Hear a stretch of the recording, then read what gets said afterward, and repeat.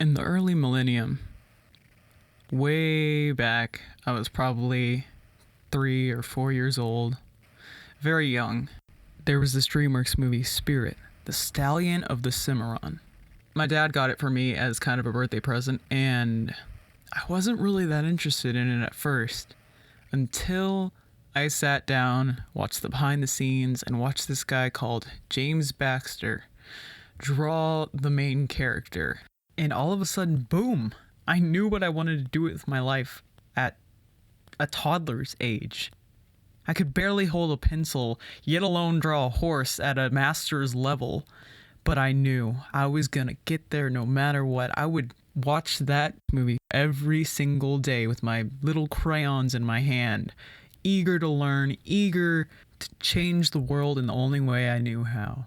Watching that movie at such a young age, it easily became my favorite.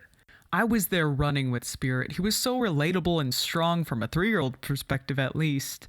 I saw who I wanted to be and who I would become if I kept drawing and kept believing in myself. They called him Spirit who could not be broken, just like my spirit as an animator.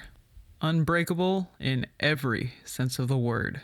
And every time I watch the film, I go back to the wonder of a 3-year-old finding out what animation is and could be for the first time.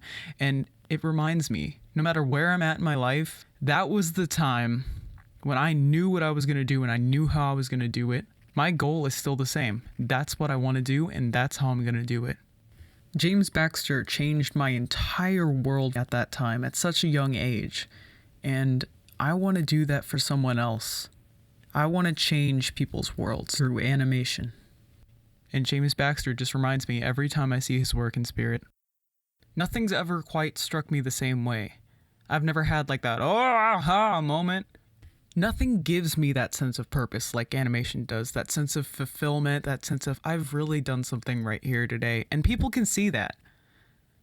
When people can step back and just take a moment out of life and go, wow, just wow, that is really something. And sometimes they don't even know what to say. They're left so speechless. That's when you know you've done a good job, and I can't picture doing anything else with my life. James Baxter was the one who told me that that was an option. I saw him do it and I was like, I can do that too. I'm going to do that.